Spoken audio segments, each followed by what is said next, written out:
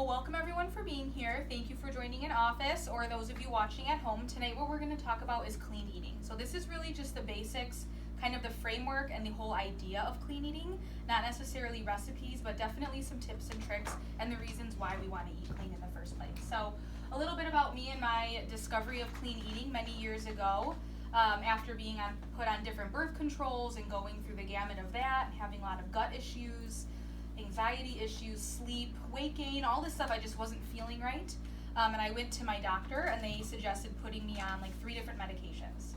And I really hemmed and hawed about that and decided to take a natural look. A friend of mine suggested going to a naturopath.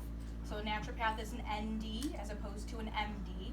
And that naturopath kind of gave me this radical suggestion of doing a complete diet overhaul, going strictly paleo, which if anyone knows what paleo is, it's probably the strictest of all diets, and doing a 6 weeks detox. My first thought was, hell no, I don't want to do that. That's way too much. My sister and I talked about it, and we went full throttle into it, and it changed my life. So I will say I eat clean. It's an 80-20 ratio, right? But definitely it's something that has always stuck with me and is really great for our health. So one of my inspirations for this PowerPoint is this book, Whole30. So think of clean eating like pressing a reset button. It's for your health, your habits, and your relationship with food. And this book is excellent if you're looking for more information. And I have more resources at the end as well. And so the Standard American Diet, let's talk about that. The Standard American Diet, or SAD is its acronym, is really sad. What's so sad about it? Most of our diet here in this country is filled with excess saturated fat, sodium, processed foods, preservatives, too much sugar.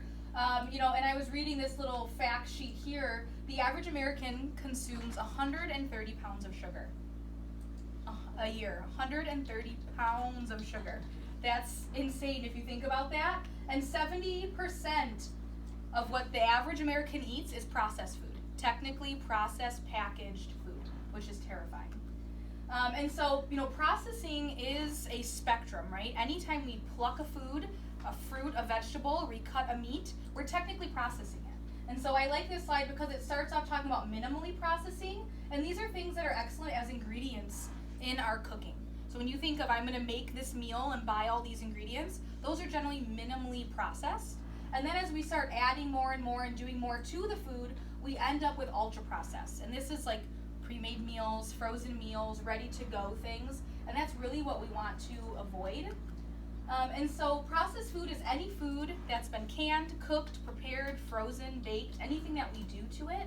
And really this can at first kind of be helpful for us. When we're busy, we have a lot going on, grabbing a bag of, spinach, or here seasonally, right? We can't get everything we want year round, grown fresh. And so we can get some of those things, right, to kind of supplement our diet in the winter. So cut veggies or juices made from whole fruits or pre-cut bagged spinach are excellent ways to get that nutrition in. But then there's, as I said, a whole processing. So we start off with foods that are minimally processed, and these are things that are best. Pretty much plucking that fruit, that vegetable, or that meat and eating it as is. That's a minimally processed, best food to eat.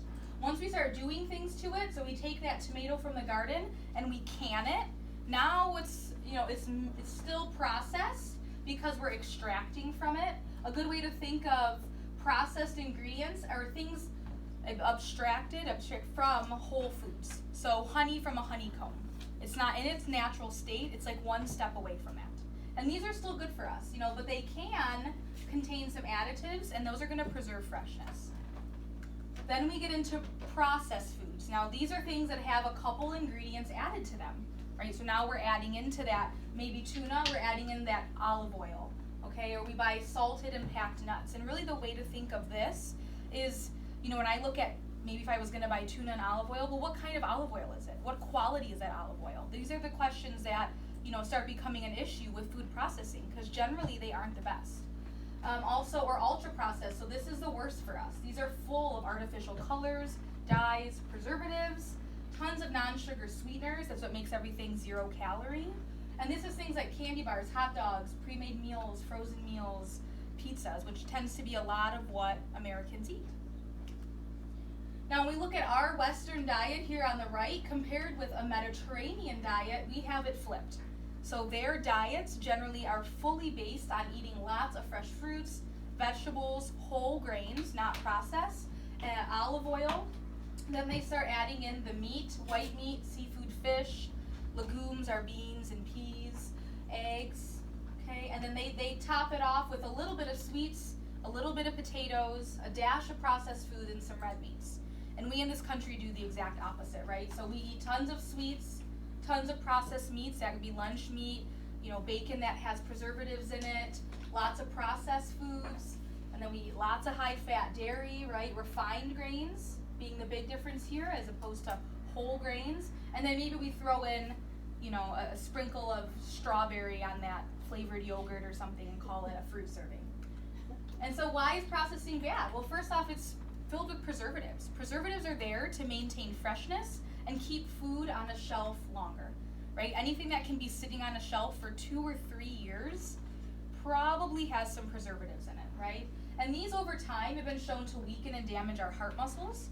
They've also been linked to asthma, breathing difficulties.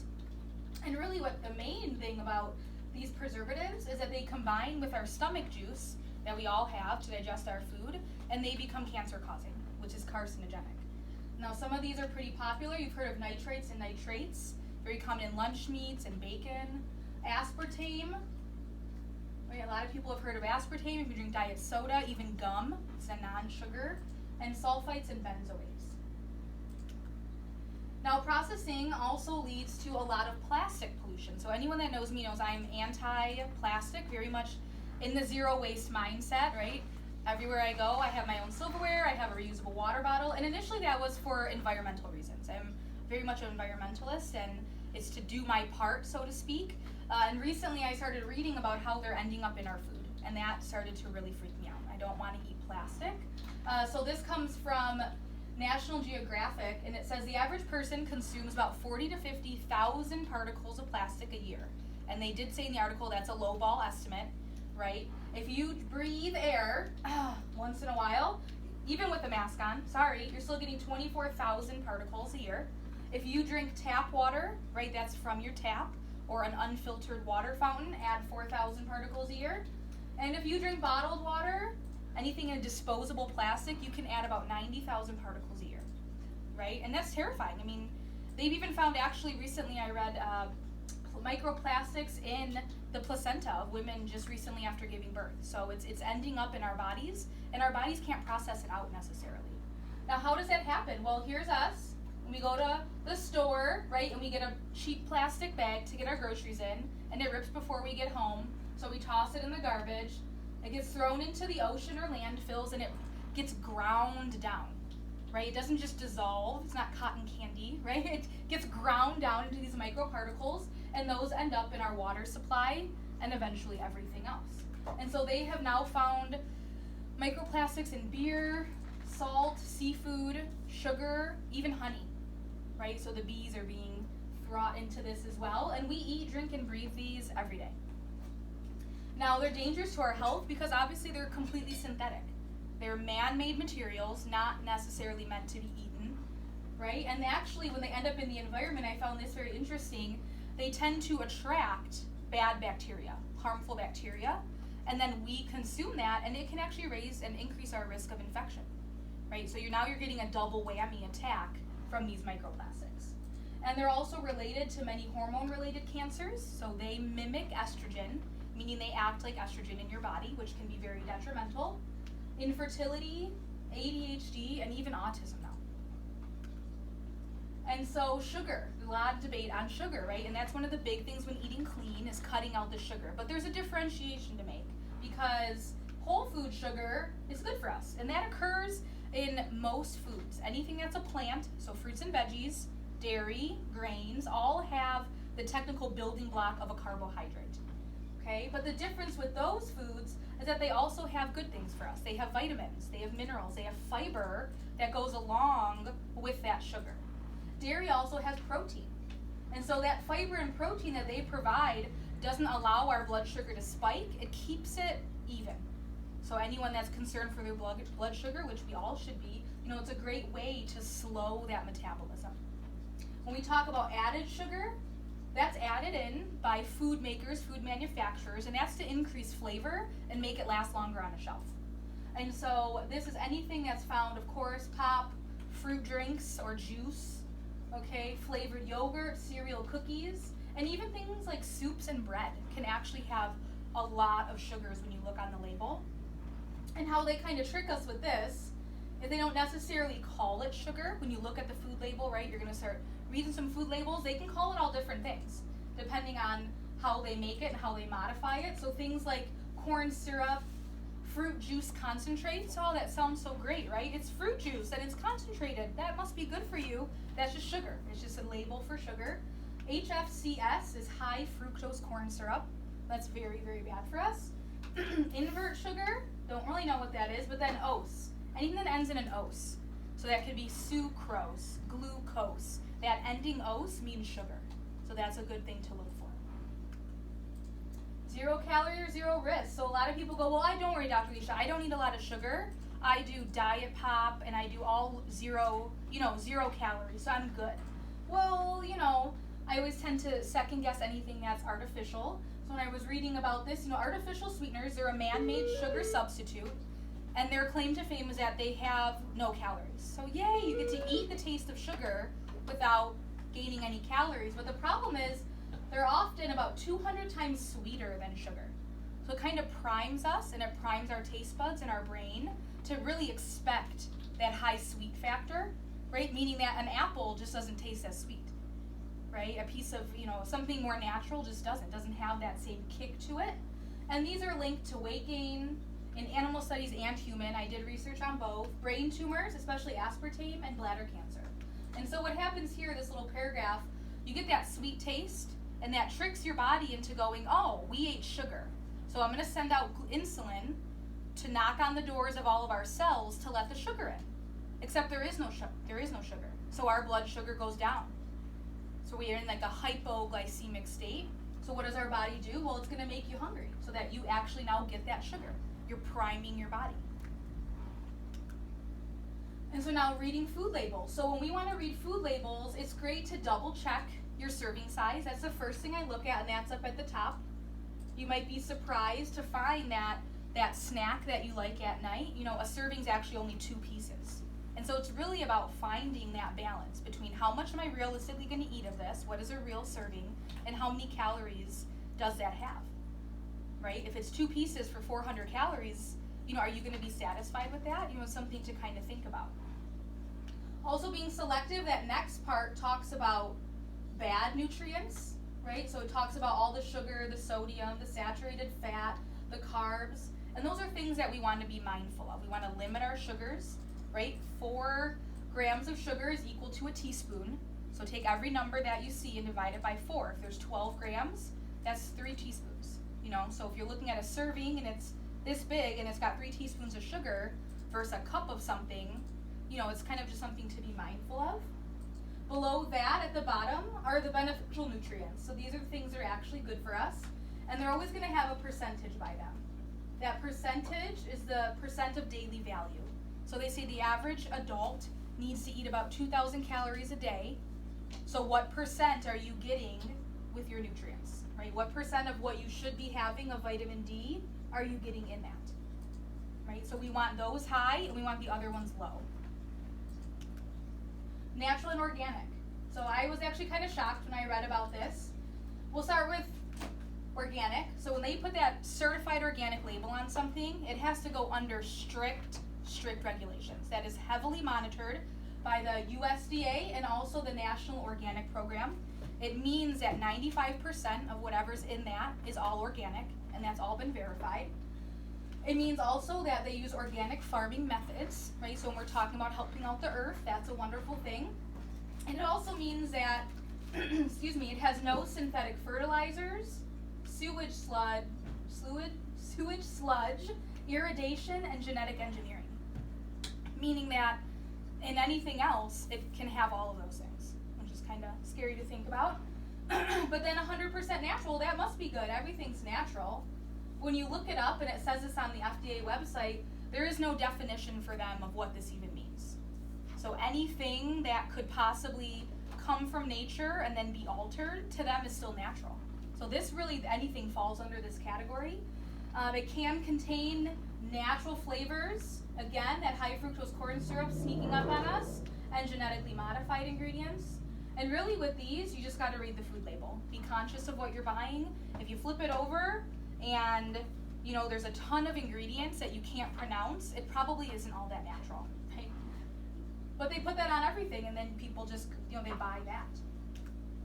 And so what impact does this diet have on our lives? Well, sadly, the standard American diet promotes weight gain, it promotes unhealthy food cravings, really just a poor relationship with food, destroys our metabolism, it damages our digestive systems, it burdens our immune system, and that whole gut-brain connection. So whenever we're talking about the gut, the brain and the gut are linked one in one. And every study you read on anxiety, depression, any mental disorder tends to benefit from a better diet because you're clearing that up. And so the food we eat should, right? Food is either our greatest medicine or our worst drug, right? And so it should be promoting healthy psychology, making us feel good, promoting healthy hormone response, helping our body have a healthy gut, which in turn is going to give us a better immune system, help support and decrease inflammation, and of course keep our metabolism going and active. That whole, you're just going to gain weight steadily after the age of 30 is a crock, right? So our body should be working with us and not against us. I liked this picture here, kind of breaks down a plate really simply. If you had a dinner plate, you'd want half of your plate to be fruits and vegetables. A little less than a third of that plate could be some whole grains, and we'll talk more about what those are. And then another, just about a quarter of that being healthy meat and healthy fats. And so some clean eating basics, right? Of course, incorporating more fruits and vegetables. It's like the base of, eating healthy. Gotta eat them somehow. And think of it this way, when you're eating your fruits and vegetables, you're getting your vitamins, you're getting minerals, you're getting fiber, you're getting antioxidants, right? Think of eating the colors of the rainbow to make sure you get all those different plant chemicals that keep us healthy. And some easy swaps for this, and this list is not at all, it's endless out there, and I do recommend and encourage people to do their research because, people are coming up with new ways to make vegetables yummy all the time. So, rice, they now have cauliflower rice, right? For noodles, they have those veggie spiral noodles, right? It's a great option. Chips and crackers, so getting away from those carbs. Sliced veggies are a great option. You can still have a little dip if you're at least eating some cucumber and carrots. I feel better about that. And for sweets, once we backtrack off that, having a fruit, so we're still getting those vitamins, but you're still getting that sweet taste. Saying no to refined grains. So refined grains or carbs are what they call simple carbs. And these are highly processed. They take out all the bran, all the fiber, all the minerals that actually should be in grains. They process it down, they bleach it, and it becomes white. So anytime we're seeing white flour, bread, pastas, doughs, pastries, cakes, cookies, that's all been bleached and processed, right? It's all been stripped away. They make it look all nice and smooth toned. And these, these carbs, when they are done right and we eat our whole grains, they're good for us. In moderation, they help fight inflammation, and they even have some minerals and fiber. Now, some easy swaps for this. If you like crunchy snacks, raw unsalted nuts are going to give you a lot of fiber, protein. Air popped popcorn, not microwave, but air popped is an awesome choice, especially for kids. For plain old white rice, there's wild rice. There's so many different varieties of wild rice. And there's quinoa, which also has a lot of protein in it. When we're steering clear of those white potatoes, sweet potatoes are a great option. They have more color, meaning more vitamins, right? So those can be cooked up in many different ways.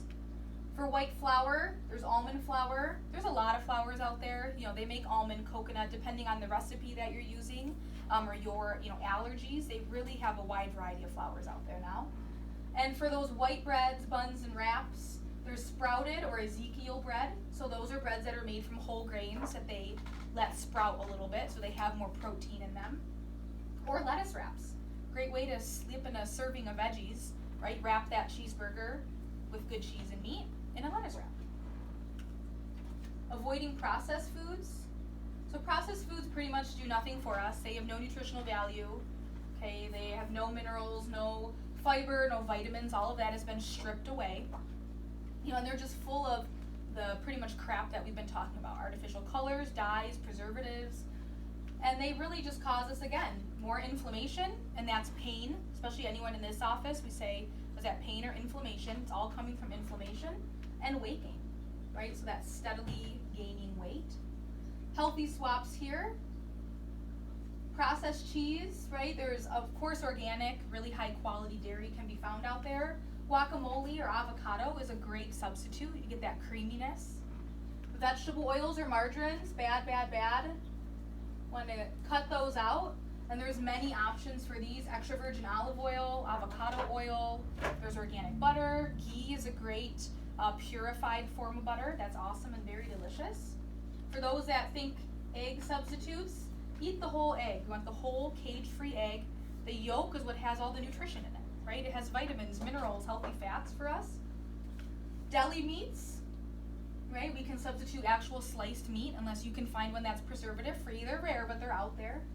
And get creative. This is a great way to try a new recipe, get the kids to cook more, look something up. And really, when I look up recipes, you can look up clean eating, and there's endless options out there. But then anything that falls under the Whole30, the paleo, clean keto, Mediterranean diet are all kind of under this branch of more clean eating and are great options. Water, water, water, right? So I'm a water snob. I'll admit it. I love my water. And there's good reason for it, right? 60% of our bodies and 90% of our blood is water. So we're pretty much cucumbers with stress. And it helps us. It's great for our body. It increases energy. It promotes weight loss. It helps us flush out toxins. Okay, it keeps us full. It improves our skin, right? It improves wrinkles. It improves our complexion. It helps keep our joints lubricated, meaning they're not as stiff and as sore. And also helps with muscle performance, right? So especially if you're working out or you're noticing that muscle fatigue, sometimes it's just literal dehydration. Your muscles are just tired and dry. Now some swaps, of course, remember talking about plastic. We want to get rid of the tap water and the plastic bottles. And there's filtered water options out there. Even, I have one that sits next to my sink in the kitchen. And just, very easy to use. Trust me, if it was difficult, I wouldn't do it. But easy to use and easy to have in the house. Refillable glass or stainless steel water bottles. That's a great, easy way to get a family to switch away from those plastic water bottles. Instead of cutting out the juice and the soda, infused water or decaf teas are great options. They sell those diffusers, and you can do mint or berries or lime or whatever you like, and tastes so great. Great for kids as well. And decaf tea. So that's a great option to kind of mix it up and get some flavor in that we might be wanting. Around meals, old adage is warm water with lemon. It's actually great for digestion. Helps us, we want to keep our stomach hot as we're digesting, and that's a really great way to do that. And eating our water. A lot of people don't think about this, but most fruits and vegetables, the things you think of first, apples, oranges, pears, berries, cucumbers, peppers, they're like 80 to 90% water. So you can actually get some additional water in addition to the fiber and the minerals just from eating a nice salad with your lunch. And choosing from ethically raised animals, right? So this is going to be sometimes can take a little more legwork depending on where you live and your, food selection around you. But finding animals that are raised ethically is going to help us to have them not raised in crowded, filthy factory farms where they're pumped full of antibiotics and hormones like estrogen and testosterone, right? People think, well, I guess maybe it comes out when you cook it. It doesn't. It stays in the meat, right? And then you eat that, and now it's in you. And so that, never something that we want. And they're used to promote growth. So what is that doing to our bodies? Kind of scary to think about. The major thing with cattle is that their natural grass diet is what makes them healthy, and it gives them omega-3 fats. Omega-3 fats are the healthy fat that decreases inflammation. It's good for our brain. But when they're in these farm factories, they're fed grains. And the grains, just like they do to us, they promote inflammation. So now that poor cow that's stressed and fed grains its whole life, which it shouldn't eat, is now inflamed and sick and pumped full of hormones. And then we get that and we eat that, and it does the same thing to us, right? So really thinking about where your food is coming from can really have an impact on you, your family, and the environment. And then making healthy fats a priority. One of the awesome things about cutting out grains and processed food is you get to eat more healthy fat. Yay, avocado every day, right? And I love this little picture. It's just avocado, and he's talking to himself, and he says, "You're fat, but you're the good fat." And I kind of like that because it's cute. But it keeps us full longer, keeps our blood sugar stable, okay? And it's so good for our gut and our brain. Your brain is 70% fat, so yeah, we need that fat, right? And some great swaps. Cream cheese, right? You can swap out avocados. In some places, avocado toast is really popular, right? And that's a yummy alternative. You get the creaminess. Again, margarine or those spreads that never get fully hard in the fridge, which is kind of freaky. Grass-fed butter is a great alternative. For the vegetable and canola oils, there's so many healthy oils out there.